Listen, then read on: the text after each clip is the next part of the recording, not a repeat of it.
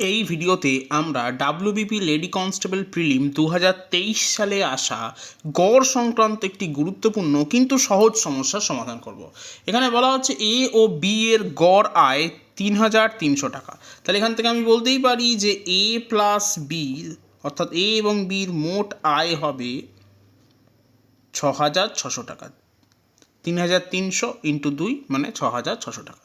Similar লজিকে আমি বলতেই পারি যেহেতু বি এবং সি এর গড় আয় দেওয়া আছে 3,000 টাকা, তাহলে বি আর সি এর মোট আয় হবে 3,000 ইন্টু 2 অর্থাৎ 6,000 টাকা। সেম লজিকে এ এবং সি এর যেহেতু গড় আয় 2,700 টাকা দেওয়া আছে, তাই এ এবং সি এর মোট আয় হবে 2,700 ইন্টু 2 অর্থাৎ 5,400 টাকা। তাহলে এদের যদি আমি যোগ করি তাহলে 2 ইন্টু এ প্লাস বি প্লাস সি এর আয় হবে, এই তিনটেকে যোগ করলে আমি পাচ্ছি 18,000 টাকা। তাহলে এখান থেকে আমি বলতেই পারি যে এ প্লাস বি প্লাস সির আয় হবে তাহলে 9,000 টাকা।